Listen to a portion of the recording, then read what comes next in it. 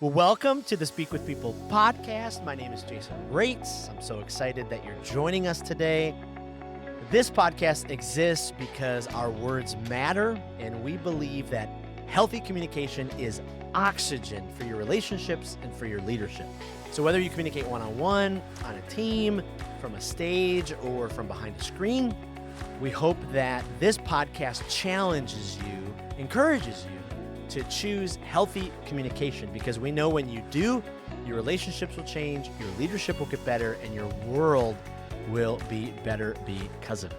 Well, here's the reality. Today's podcast, we're talking about how our world has changed. We communicate differently, and we communicate differently as the different generations.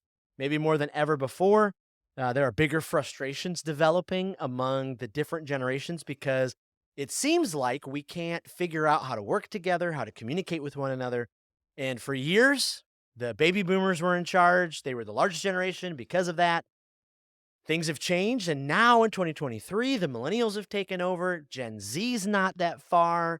My age group, Gen X, is kind of going, wait a minute, what about us?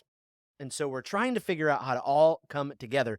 And what's fascinating is you have some work environments where there's 22-year-olds, 32-year-olds, 42-year-olds, 52-year-olds, and 62-year-olds, all trying to figure out how to work and communicate with each other. So this is going to be a really fun podcast. How do we communicate to the different generations? What do we need to learn about them so we can communicate in healthy ways?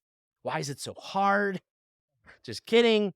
It's really not, but we have this incredible guest today that we're going to dive into these very important questions. And so I'm just so excited that Barbara Carneiro could join us. She's a senior strategist at Word Revolution. She runs an amazing Facebook group called Accidental Church Communicators. She coaches and mentors church communication and leaders all around the country. She's extremely generous. She's just a great, thoughtful leader. And so we're glad that she's here. Well, Barbara, welcome to the Speak with People podcast. Thank you, Jason. It's nice to be here. It's so great to have you. I've so enjoyed getting to know you online and following along and learning from you. And so just before we kind of, do all of that, thank you so much for what you do to pour into so many people. It's just so appreciated. It's nice to be, hearing some of those words because I'm like, you never know what people are thinking on the other side. Uh-huh. Absolutely. Absolutely. Well, hey, before we jump into the conversation, maybe you could give us, just a little bit more about yourself, a little bit of your story and who you are and what you Yeah. do and all that kind of stuff. Yeah. There's a complicated side to the story and there's a simple side to the story. So if I had to simplify, we've always been travelers. We've always been around the world, living in many different countries. So I think this is probably like the 25th city I've lived in 3 continents now. And so it's just, I've Wow. always had a very different, 5 to 7, 8 years in each place, and then we move. So it's always been nice for me. Change is good. I like change, so I've always embraced it. Yes. And I already told my husband like we've been in this country for too long. It's time. That's- most people think the other way around, but anyway. So I've always embraced change, and I think that's sometimes what guides most of my decisions when it comes to communications and things Mm, like that. Is like always looking to what could be, and not as much to what it was. So we're a family of 5 now. The 3 kids keep me busy. My oldest just turned 15, so that's a whole new territory to explore. And, besides that, my happy place is church communications. I love branding. I love to really push the box when it comes to communicating and understanding people. So I'm a huge advocate of those on the other side. And that's why it's mm, so hard to know how people are on the other side of me, because I'm inside this little bottle, right? And I can only read so much of my own label. But I love reading other people's labels. I love looking on the outside and say, hey, this is how you're being perceived. This is how you're speaking. This is how you're communicating. yeah. So it is a fun job. And I just had a midlife crisis the other day thinking, oh my God, so many people hate their job and I love what I do. Mm. And it was my husband looked at me, he's like, why you crying again? And I was like, I don't know. Like, I feel like I've achieved it. Like if I'm in this place where I feel like, I got there, what's next? Like, what is Right. there?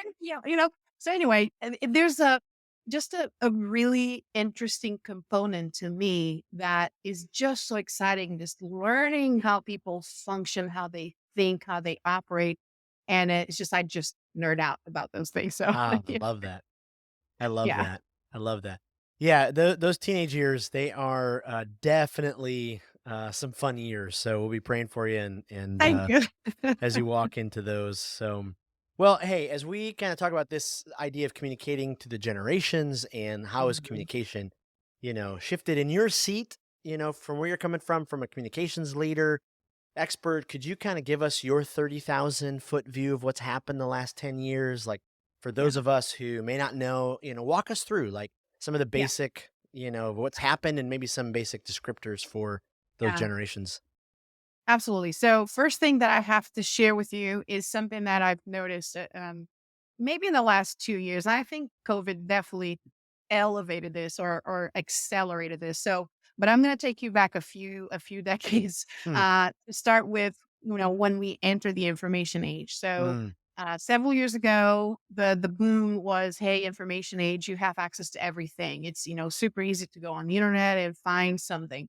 And so that became the big shift, right? mm, Everybody now can access information that before was in encyclopedias and, someone else's, you know, library. And it wasn't this universal or global. And so society had to adjust to that, like having access to information. What does that mean? And then from there, we moved into what we call the engagement stage or era. So that becomes more like, hey, you can actually post something on social media and I can respond to it. There's engagement that is happening. There's a yep, back and forth. I'm not just consuming information, I'm able to engage and respond back. And that's where you see advertisers changing from, hey, here's what I do to, hey, let's chat on. So, what do you think about on your product? Right. So yeah, it forced us to relate to consumers and to brands differently.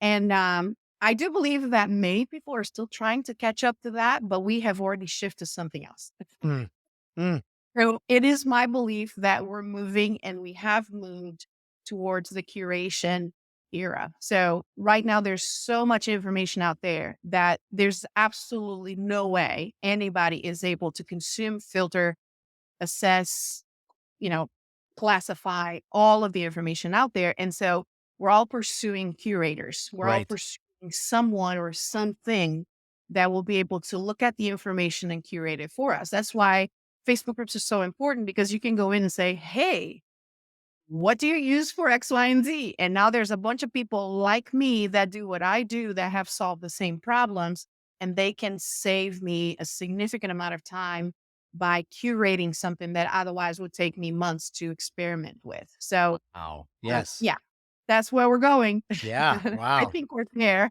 We talk about Chat GPT a lot, the idea of AI building content, creating content. But the reality is what these AI tools are doing is simply curating. They're mm, collecting all of the data available. They're finding the common denominator, structuring it and outputting the results. So AI is not creating. They're compiling, curating, organizing. Yeah. wow. Wow. Yeah, I watched something the other day and I'm like, because we produce a weekly blog post, a leadership article on the Speak with People website, and Yeah. I watched an ad and I'm like, wow, those quite a few hours go into those articles, and the ad was like, yeah, just give us a couple descriptors and AI, it will just write it, and I was like, Exactly. wow, Exactly. this gonna really help writing the book, a book, Absolutely. yeah, a little bit easier. Wow, that's something else. Yeah. You touched on the Facebook groups. I love that.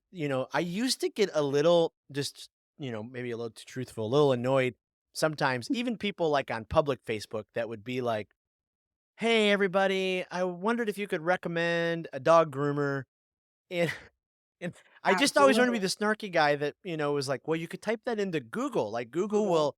But you're so right, people are just hungry for that personal connection, and Yeah. especially in a group, people love to help. I mean, I found myself this morning doing that in a speaker's Exactly. website, and I love that, the curation. Boy, Yeah. that's such a good Yeah. place to go.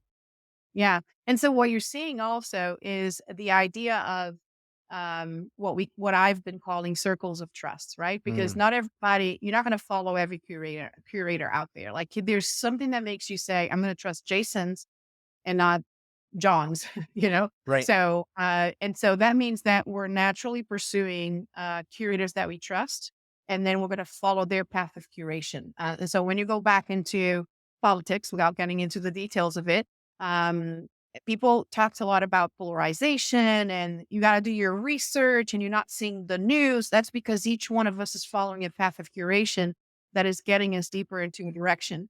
And so at this point, I'm not doing the research on the other side because truth is I don't have the time. Right. And it's impossible to do all of the research that I'm supposedly expected to do. And so what I'm doing is I'm using someone else's research, following that person, and they're following other curator, and that curator's following other curator.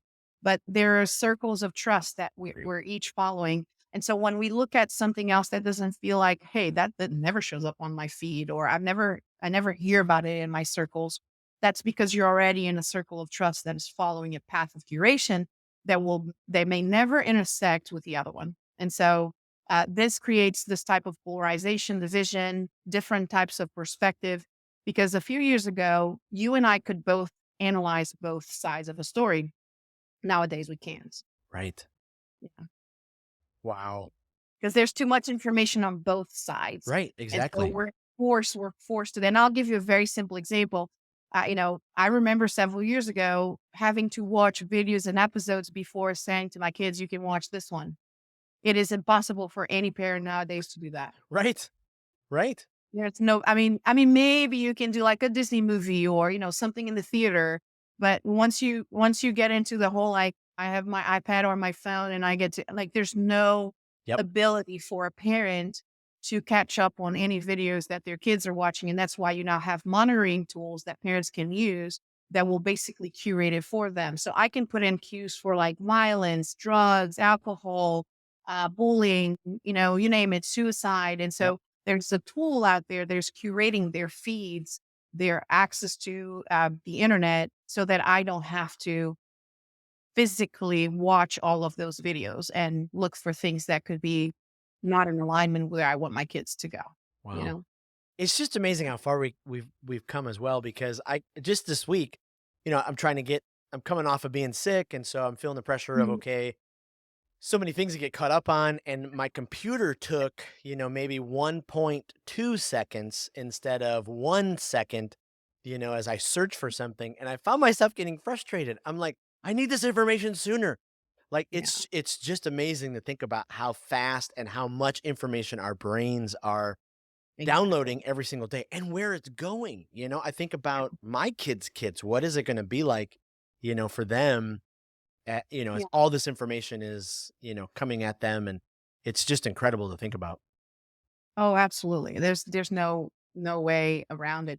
And then you're talking about the generations and how because this is the scenario, right? I'm just planting the picture, like designing the picture of the landscape for you, right? This is Right. what the world looks like right now. So how are each of the generations interacting with a world that looks like that?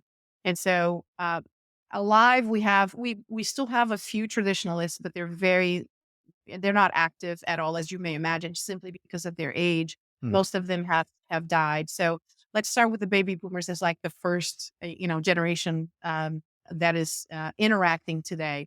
And what's important to note about each generation, Jason, is that we all have a sense of we always assign value or worth to ourselves and to others based on how we perceive the world. And so that's why it's important to know, Wow. like, how's the world? Because these guys will think and act and do things based on how they perceive the Yep. world. And most of the forming years of that kind of perspective is actually in your childhood. So it's not like, Wow. I'm not making decisions when I'm 35 on how I'm going to see the world. Like my world is pretty much defined by the time that I'm, in my teenage years, most Yes. likely. Yep.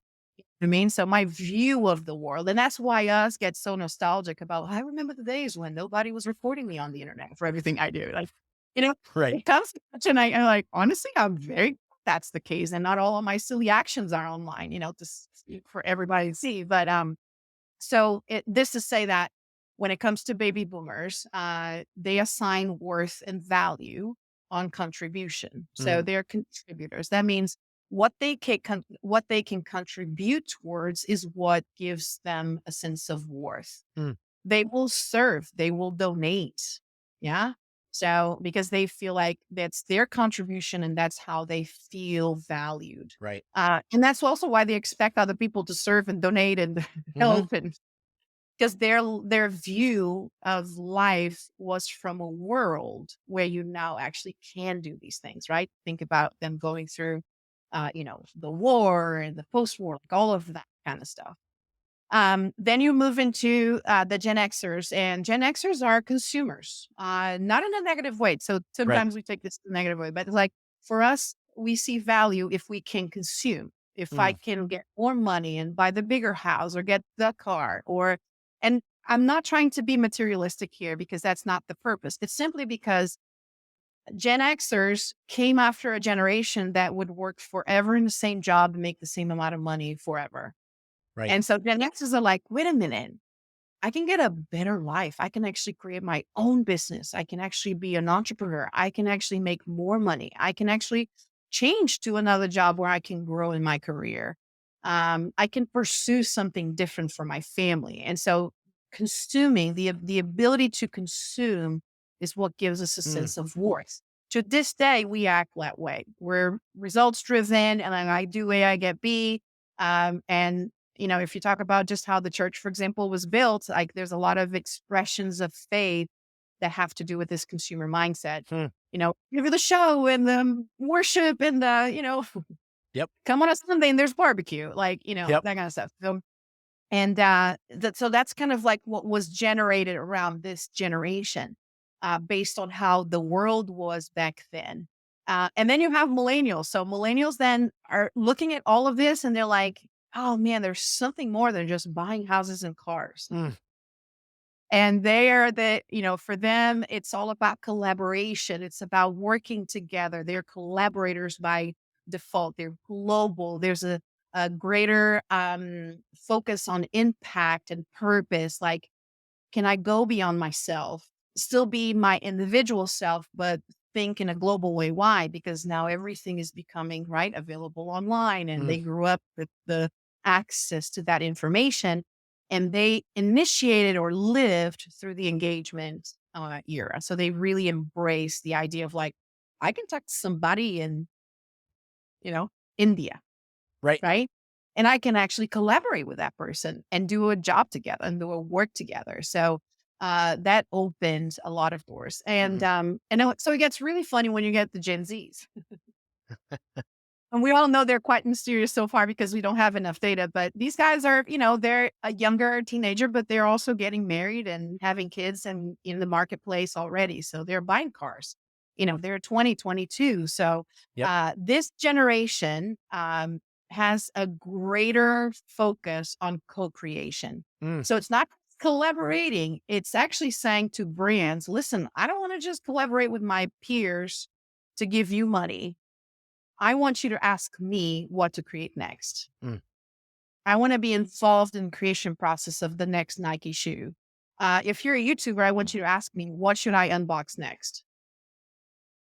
You know what I Right. mean? Yeah. So I want to be a part of the creation. So I'm not just collaborating on an idea you had. I want to be there when the idea isn't even on the table. And they're doing this in a way that allows them to perceive work and life in a very different way than we do. Because, you know, Gen Xers have been struggling to balance work and life because we see them as two compartments, two different things. Why? Because work is what gives us the ability to consume. Life is what gives us the time to consume stuff Right. that we got in the work. You know what I mean? Right. So we've been focusing on work, work, work, work, work, so I can consume. And sometimes we don't even have the time to consume stuff anymore because we're just, stuck in here. Yep. Uh, and Gen Zs are coming and saying, I don't want to do that. Like, why would I kill myself? Like, I want my life and my work Yep. to be one whole and like one thing of its own. And it can be fun. So Wow. that's what's happening. Wow. Yeah. One of my pet peeves is, and maybe it's just because I was a youth pastor forever and I worked with students, but is when the older generations, we kind of get up on our high horse and we're just like, boy, kids these days, they don't know how lucky they are. You know, when I was a kid, I had to go in the backyard and play with grass, and now they have an iPad, they have everything handed to them. And Yeah. it just drives me crazy because I'm like, we don't know as a Gen Xer or whatever generation how we would have responded if we were in that Yeah, situation. So, instead of like pushing them down or, being of judgmental about it, course. maybe trying to go, hey, I need to figure out how I can communicate with them so I can figure out that generation. Why do you think it's so hard sometimes for each of those generations to understand each other, to figure out how Yeah. to communicate? Well, it's very simple. It's because for us, the world looks a certain way and functions a certain way. And until we get out of how our worldview is, it's going to be really impossible for us to understand anybody before or Yep. after us, right? So Yep. we still have a struggle to understand. Like to this day, I'm not going to lie. Like with my mom, she's always been like, "Hey, one job, stick to it." Yep. Yep. And I'm like, no, there's not like, I'm not even interested in that. I'm not even interested in a job to begin with. Like, I want to be a business, I want to be an entrepreneur. Yeah. And so, why? Because the work for her, she comes from a worldview when nothing is sure. Right. And so, a job security is the one thing that keeps her at peace. And I'm thinking that for me Mm, is the biggest limitation I could possibly imagine in my life, you know? So, but our worldview is why? Because she saw people in scenarios and situations that weren't happy and easy to overcome. right. And so the way you perceive the world needs to expand to understand Wow. how they perceive the world and how these guys perceive the world because I have no clue. I know what it is to live life offline and online. Okay. Actually, that's another interesting point that I'm going to share with you. So, Wow. baby boomers have online introduced as like an add on. Like, Mm, I just go there for my, you know, right. chat with my grandchildren. Like, it's an add on, it's a small add on. For us Gen Xers, especially the younger side of the generation, we actually remember life without it completely, and we Hmm. can remember life working very well with it, right on the online. So, but even for us, there's a sense of things happen in real life. For example, you call me, I answer the phone. We're both on the phone, right? The millennials then said, "Oh man, that's so boring." They changed things to become asynchronous, where you post on social media and I will comment an hour later, and then you respond to me a minute later, and then I come back the day after. So it's asynchronous. Like there's no like you and I have to be on the phone at the same time and use the same 15 minutes, right? So it's a view of time that is very different. Mm, And then you come to Gen Zs and they just change it all over again. Why? Because they don't know a reality without the internet. They just don't know it. It yep. doesn't, it completely foreign to them to even imagine what it is to not have internet or access to things. And so Right. what's happening now is that with the introduction of Web3 and the metaverse, this is the interesting part. Uh, Millennials embraced the idea of asynchronous Mm, communication, right? Where we don't have to be at the same time, at the same place, and we don't even have to be at the same time doing something. We can, exist in mhm. a synchronous way. Gen Zs have two parallel worlds, the metaverse and real life. That's why they even have an acronym, IRL, in real life, right? Wow. They have two parallel worlds Wow. that run at the same time all the time. And so what's interesting is most of this generation, life for them is in the metaverse and real life is a chore, is the add-on. You know what I mean? Yeah. And Wow. so if you want to communicate with them, you need to first be there. Yeah. That's where their real life is happening, Yep. not in real world, you know? Wow. Wow. So that's a chip. That's That's a shift. that's a huge shift. It's just mind blowing to think about. It's just incredible. I, I, I, my wife and I have 5 kids, and the oldest is 22, and then the youngest is 8, or I guess 9. And Mhm. he just has this giant dream at 9 years old. He wants to be a YouTuber. Yeah. Something that just would have been unheard of, in some of my Years other ago. kids because they're a little bit old. My 22-year-old, that wouldn't have been, but now, he wants to be a YouTuber like Mr. Beast, so he Yeah. can then, show people how, a gamer channel. I mean, he's planned it all out. Yeah. It's so fascinating. Are there any skills, are any, some practical tips for, you know, the kind of the 30,000-foot view overview of each generation to kind of figure out, okay, hey, I need to learn some of these things so I can communicate Right. more effectively with the different generations. Yeah. I would focus again back on what gives them a sense of worth. And so with baby boomers, you want them to contribute towards something. So Mm, it's an invitation to contribute to that's so whatever good. you're doing. So that means you have to cast vision for what it is. What is the thing that you want them to be involved? With Gen Xers, it is result driven. Hey, you give $1 and that pays for one family to do X, Y, and Z. You know what I Hmm. mean? So it is results driven. It will continue to be results driven. It's just how we are wired. And it's gonna be really hard to break out of that. And so normally we like to, we want to see the statistics, the numbers, you don't have to be a numbers person, but you want to see like this will Yep. cause this. Yep. Yeah. It's a very direct relationship between what I do and what I get. And so that means the language needs to be in that direction as well. So if I'm trying to train people, I need to focus on, hey, going through this training will get you this. You would be able to do Mm, this. yeah. Yeah. And when I move towards millennials, it is collaborative. So that means they really do appreciate the global aspect of communicating and collaborating with other communities. So the openness, the ability to say, hey, this is going to have this type of impact, not just in you, but the people around you and the people beyond you. Yep. That's kind of how you need to tie your message. From a communication standpoint, baby boomers are still very formal. Okay. So Mm, they do appreciate the formality of engagement, like a letter and the way you approach them and you communicate with them.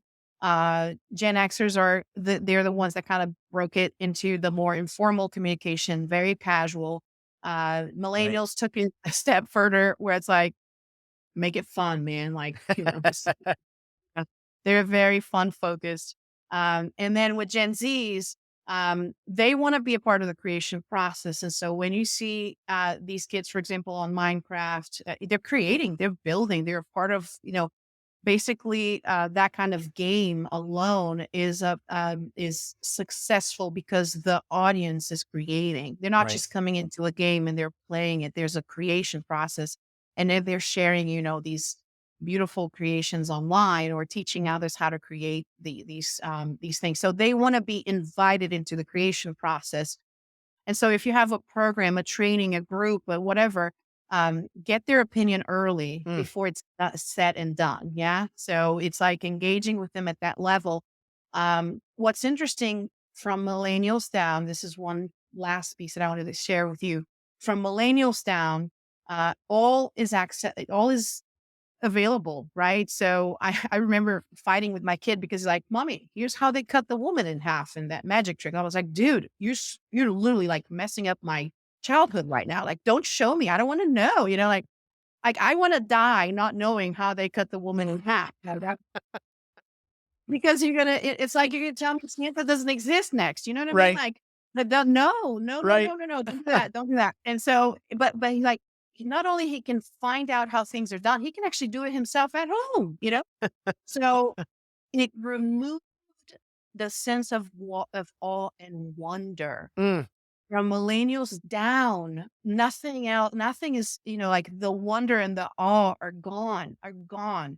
And so these two generations became extremely spiritual because mm, that's the only thing they can do that it could potentially that cannot be just explained on the internet easily with a click of a button. And so right. they are highly spiritual. They pursue spirituality because that's the only thing that brings them as human beings a sense of awe and wonder. So now, where they turn on those questions, I don't know. They're turning to everything and Right. anything. But Right. they are. heading towards their spiritual self Wow. for Wow. sure. As you were talking about the different generations, I was thinking it'd be so helpful some days to kind of have a laminated sheet for each generation and which emojis to use. Which wait a minute, I got to communicate with a baby boomer. Okay, these are the appropriate emojis. And then for my Gen Zer, here's the appropriate. Maybe I'll send that to Babylon B, see if they'll run with that. I That'll be doubt they helpful. will, but it's just so fast. I mean, this is such a helpful conversation because I know in my own life, so many employers who, were hiring, Right. so many different generations. And so now we have, 22-year-olds working with 42-year-olds and 52-year-olds, and they're trying to figure out how to Right. coexist and Yeah. collaborate and move things together. And I know in the past when I led a team that was, highly comprised of Gen Z and a little bit of millennials, it it was fascinating to try to figure out just how to kind of get everybody there Mhm. because they want stuff. They want it now. They want to figure out, I know Yeah. my dad did that job for 20 years and then he got promoted, but I can only do I'm gonna do it for 2 and then I'll get promoted. Yeah. I'll So, put a visual in your mind that will help. Baby boomers learn in traditional theater setting. mhm, There's a teacher, we all sit, we all take notes, we all learn. Okay. When it comes to Gen Xers, they want the kitchen table.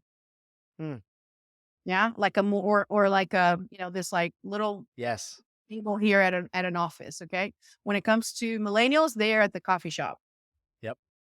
And when you get to Gen Zs, they just want a, how do you call it? Like a lounge room. And that lounge room needs to have at least 3 to 4, um, what do I say? Like visuals coming from it. So you have like a Uh-huh. movie playing, Yep. you have music playing, you have a device on their hand, and someone else is actually brainstorming ideas with them. So these Eh, 4 things, when you try to combine the 4 of them, it yep. is just impossible.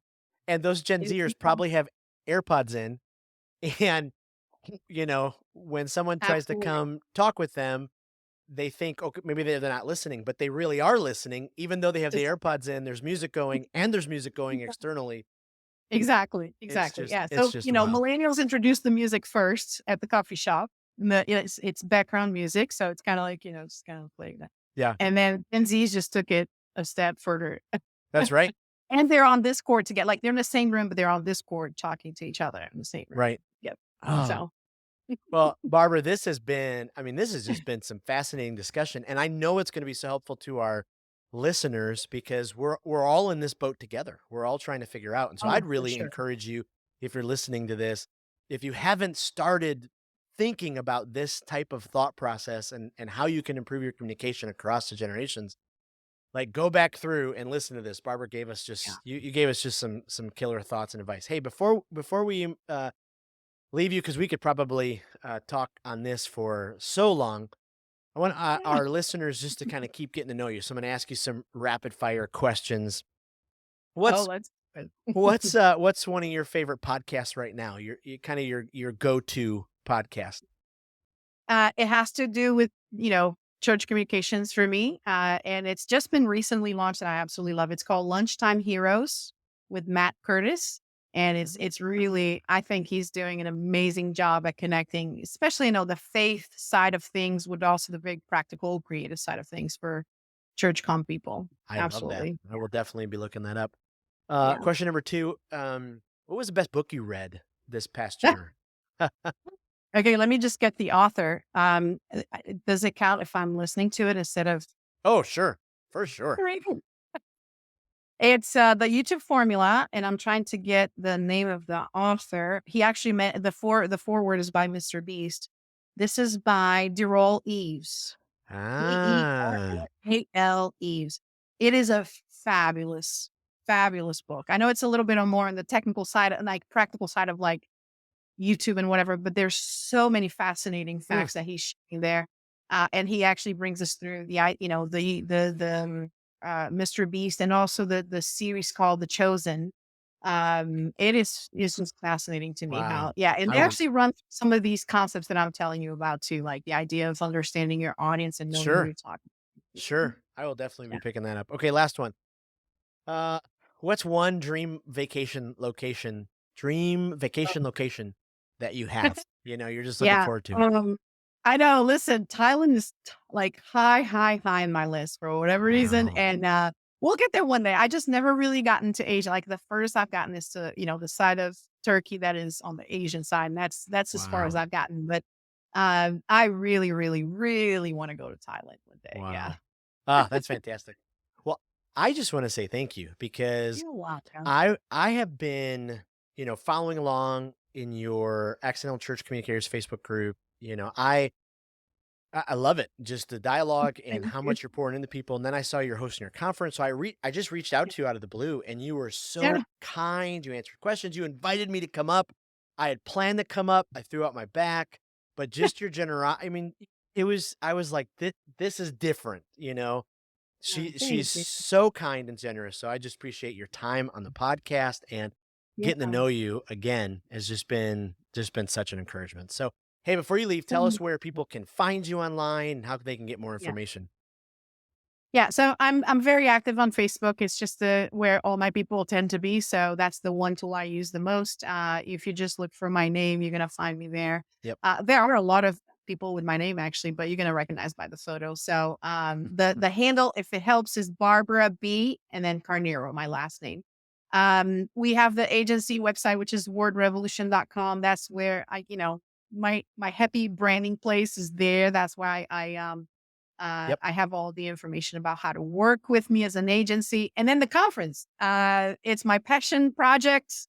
Yep. I absolutely love putting it together. It's called the churchcommunicatorconference.com. And the next one we have is in about in February from this recording. So February of 23, we're actually meeting in the metaverse for the second time. So the whole conference is happening in the metaverse. Wow. And it's fun because I'm taking all the boomers and all the Gen Xers and teaching them like, put your device on and come see what this thing is. And that's what church comes anyways. You know what I That's mean? right. That's right. Oh, I love it. Well, thank you so much for being on the Speak with People podcast today. Really appreciate it. It was nice being here. Thank you. Absolutely. Well, thank you so much for joining us again for another week, another great conversation as we dive into healthy communication. Speaking of, don't forget, we are about 2 months away from the Speakers Conference. This is March 21 to 23 in Clearwater Beach, Florida. If you are a communicator, you stand from a stage, you deliver presentations, you influence online, and you want to continue growing in your craft, you want to dive into the art and the nitty-gritty of growing as a public speaker, increasing your speaking capacity, we'd love for you to join us. Go to the speakersconference.com.